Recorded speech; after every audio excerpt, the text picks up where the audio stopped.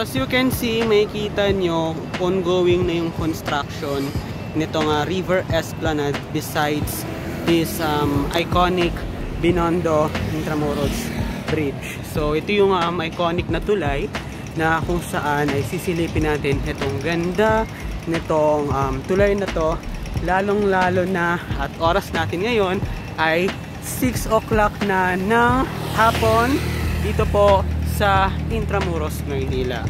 So i-extend yan up to dito po sa ating kinatatayuan dito po sa may Binondo Intramuros Bridge.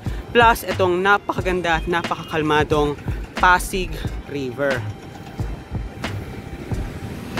Nakikita nyo naman itong napaka-iconic na Binondo Intramuros Bridge, lalong lalo na sa sunset at gabi. So talaga namang dinarayo ito ng ating mga katropa, lalong lalo na ng mga estudyante.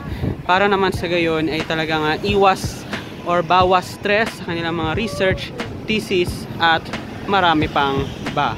Plus makikita nyo itong napakaganda at makasaysayang Intramuros. Talaga namang napakaganda, napakasarap ang ating pamamasyal dito po sa Binondo Intramuros Bridge.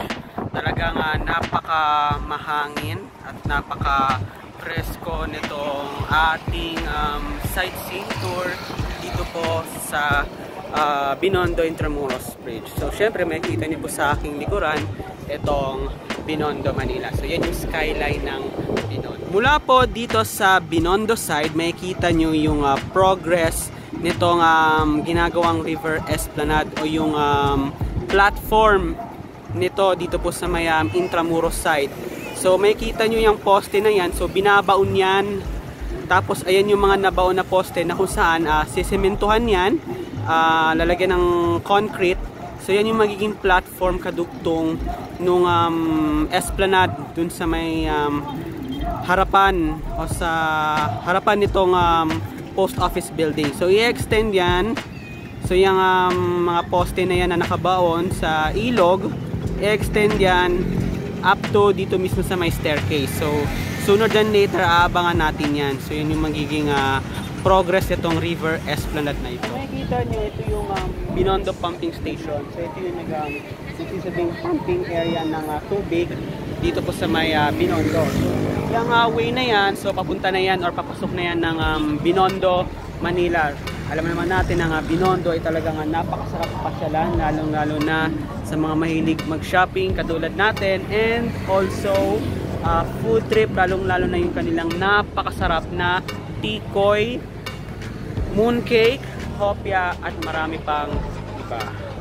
Syempre nga naman sa Chinatown. As you can see, makikita nyo po, yan yung Delpan Bridge dito po sa Manila. Plus, itong napaka-makasaysayang Fort Santiago. So mula dito ay kitang-kita natin yung river park nitong Fort Santiago. If I'm not mistaken, ay magtatayo daw dito ng Pasig River Ferry Station somewhere dito po sa Intramuros. Particularly, malapit po dito sa may or besides nitong Binondo Intramuros Bridge.